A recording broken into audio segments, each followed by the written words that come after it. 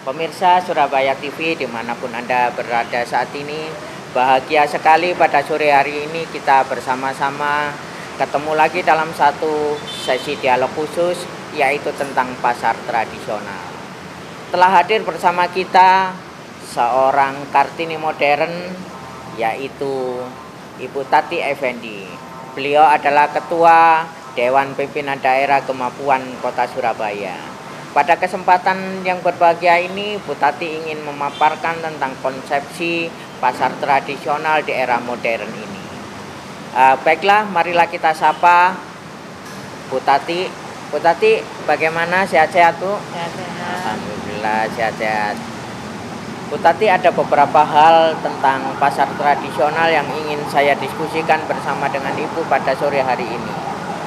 Bu Tati, di Surabaya ini kan ada banyak pasar, sekitar 67 pasar tradisional. Seperti yang kita ketahui bahwa pasar tradisional adalah warisan peradaban di bidang perekonomian yang memiliki keunikan tersendiri dalam sistem bertransaksi. Jadi dengan melakukan tawar-menawar suatu harga sehingga keputusan masing-masing individu baik penjual maupun pembelinya. Nah, di Surabaya tadi seperti yang sudah saya sebutkan ada sekitar 67 pasar tradisional yang dikelola oleh PD Pasar Surya. Baik itu pasar yang besar seperti Pasar Wonokromo, Pasar Kapasan, Tambak Rejo, dan Pasar Keputran. Juga memiliki pasar berskala kecil seperti Pasar Bronggalan, Kalianyar, Kelimbungan, dan lain-lain. Nah, menurut Anda bagaimana kondisi pasar-pasar tersebut? Nah, kebetulan rumah saya ada di daerah Gubeng. Jadi seperti yang kita ketahui bahwa pasar tersebut sudah beralih fungsinya, Bapak. Jadi sudah menjadi tempat tinggal. Bahkan para pedagang sudah tidak berjualan lagi di pasar, tapi mereka di sepanjang jalan.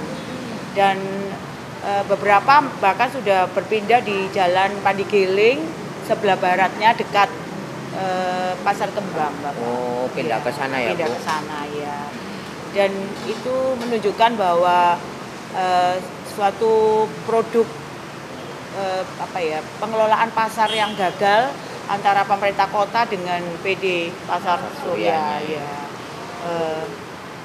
Dan itu juga terjadi karena PD Pasar Suryanya di internalnya terjadi ada masalah. Iya, ada masalah. Jadi akan mempengaruhi di pembangunan pasarnya, juga pengelolaannya akan berpengaruh. Tapi ada satu yang berhasil direvitalisasi, yaitu pasar di Gunung Anyar. Oh, Pasar Gunung Anyar. Iya, Pasar Gunung Anyar itu berhasil untuk direvitalisasi dan boleh dikatakan konsep sesuai dengan pasar modern. Berhasil berarti. Iya, berhasil. Iya, Bu.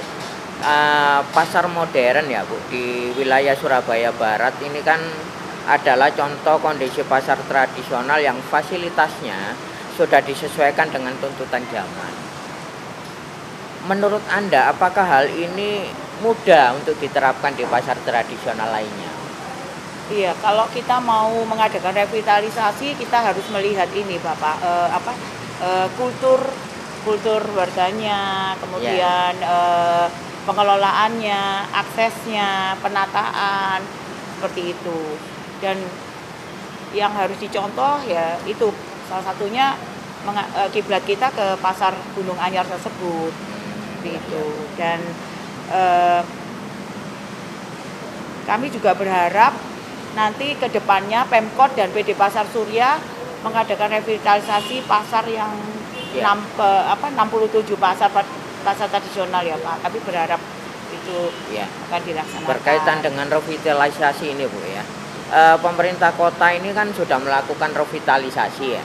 Dengan menyatukan pasar tradisional dengan pasar modern dalam satu lokasi seperti Pasar Wonokromo dan Pasar Kapasan, juga Pasar Tambak Rejo. Nah, menurut Anda apakah konsep ini bisa berhasil? Bisa berhasil kalau permasalahan dengan pedagang-pedagang yang lama itu diselesaikan ya. Jadi dan bahkan nanti akan kalau setelah pasar itu direvitalisasi akan ada pedagang-pedagang baru yang menarik minat pedagang baru dan akan apa ya, mereka kebanyakan Lebih memiliki punya, modal yang besar ya, lebih ya, ya. memiliki modal yang besar. Yang penting pedagang lama tidak dikalahkan ya. Ya, pedagang lama tidak dikalahkan. Terus Surabaya juga kota kedua ya Bapak, jadi sudah saatnya pasar tradisional itu harus direvitalisasi ya, dengan konsep pasar modern. Nah Bu, pemerintah kota Surabaya ini kan sebenarnya telah berupaya untuk melindungi keberadaan pasar tradisional ya Bu, dengan melakukan pembatasan izin usaha toko modern. Seperti yang diketahui bahwa di Surabaya ini kan banyak sekali, hampir di setiap jalan ada toko retail modern. Nah, untuk saat ini akan ada masuk sekitar 400 minimarket dan pemerintah kota Surabaya sudah berupaya untuk melakukan pembatasan. Menurut Anda, apakah upaya ini masih belum cukup? Upaya langkah ini sebenarnya sudah bagus Bapak, tapi seperti kita ketahui bahwa persaingan berat pasar tradisional itu tidak hanya minimart, hypermart, supermart, tapi online. Oh iya, ya, ada juga sekarang online kan ya. Sudah bisa belanja sayur, buah itu lewat online ya. Jadi alangkah baiknya kalau apa ya, mengacu pada kalau bisa konsep one service ya. Jadi one stop service. Ya, one stop service. Jadi belanja dan sekaligus bisa wisata, dan harganya biasanya mereka itu malah lebih murah dari pasar tradisional. Iya. Jadi sekalian belanja, sekalian wisata ya. Iya.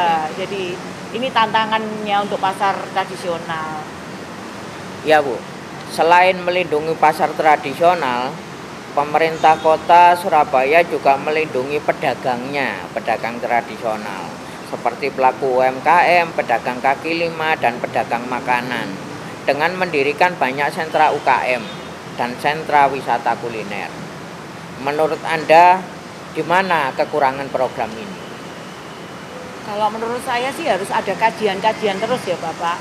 Ya, kajian-kajian di mana kenapa wisata kuliner dari Pemkot itu selalu kalah dengan food court-nya swasta ya. Jadi kalau menurut saran saya, kalau sudah ada dibangun wisata kuliner, kalau bisa jangan ada PKL lagi di sekelilingnya. Karena kalau adanya PKL nanti yang orang berkendara itu pastinya udah ke PKL-nya ini tadi, udah nggak ke wisata kuliner itu. Dan juga wisata kuliner juga kadang-kadang kena parkir retribusi ya. Jadi jadi otomatis kan akan lebih mahal karena parkirnya tadi. Jadi kalau bisa malah jangan ada PKL lagi, malah disentrakan semuanya gitu. Gitu. Nah, selama ini kan banyak pedagang pasar mengeluh ya Bu, karena banyaknya pasar yang sepi, sehingga banyak yang tidak laku, modal habis untuk bayar sewa. Menurut Anda, apa yang seharusnya dilakukan oleh pemerintah kota Surabaya saat ini?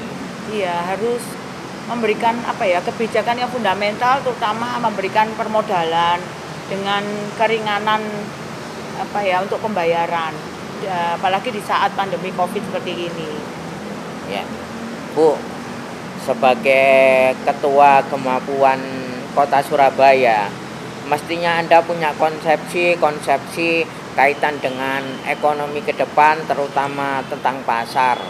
Nah, program apa yang ditawarkan oleh Gemapuan Kota Surabaya untuk pasar tradisional dan pedagangnya ke depan? Nah, apapun konsepnya, pemerintah itu harus bersama-sama dengan masyarakat di dalam roda perekonomian. Kalau mengacu pada Undang-Undang 2000 nomor 7 tahun 2014, pasal 13 tentang perdagangan, bahwa pemerintah pusat dengan pemerintah kota itu harus bersama-sama membangun revitalisasi pasar rakyat. Seperti itu peruntukannya. Dan kalau saran saya, dari mulai seperti kecamatan, kelurahan, itu kalau bisa mulai bekerja sama. Jadi UKM yang ada di sekelilingnya mulai bekerja sama bekerja sama dengan pihak hotel, wisata, seperti itu. Jadi misalnya di daerah Gubeng, di rumah saya, itu kan ada UKM-nya. Jadi UKM itu nanti bekerja sama dengan misalnya ini kita di G Suite. Jadi G Suite ini misalnya ada harga kamarnya, nanti disertakan sudah mendapat cindera mata dari UKM yang ada di tempat ini. Kalau saran Jadi saya saling seperti bersinergi itu. ya, Bu? Ya, saling bersinergi seperti itu. Saya melihat tampaknya ada konsepsi dasar, yaitu bahwa negara harus hadir ya. Harus Di mana hadir. proses mulai dari proses produksi sampai distribusi sampai pemasaran, Iya, sampai sehingga para pedagang kecil dan UKM ini bisa mendapatkan porsi yang lebih ya, Bu, ya. mendapatkan porsi yang lebih. Bapak Ibu serta saudara sekalian, para pemirsa yang saya hormati, tampaknya sangat menarik diskusi kita pada sore hari ini, terutama berkaitan dengan pasar tradisional, di mana Ibu Tati Effendi selaku Ketua Gemapuan Kota Surabaya yang pada kesempatan ini merayakan Hari Kartini sudah menelurkan kebijakan-kebijakan yang harusnya dilakukan oleh pemerintah dalam rangka mengangkat harga derajat serta melindungi pedagang tradisional dan pasar tradisional. Namun pada akhirnya waktu juga yang harus memisahkan kita. Oleh karena itu kita undur diri. Terima kasih atas perhatian Anda semua, dan sampai ketemu lagi di sesi berikutnya. Tetap di Surabaya TV, dan kepada pihak-pihak yang sudah berkontribusi dalam kegiatan ini kami sampaikan terima kasih, terutama Hotel G-Suite Surabaya di Jalan Gubeng. Akhir kata kami mohon pamit. Terima kasih. Wassalamualaikum warahmatullahi wabarakatuh. Salam Surabaya TV.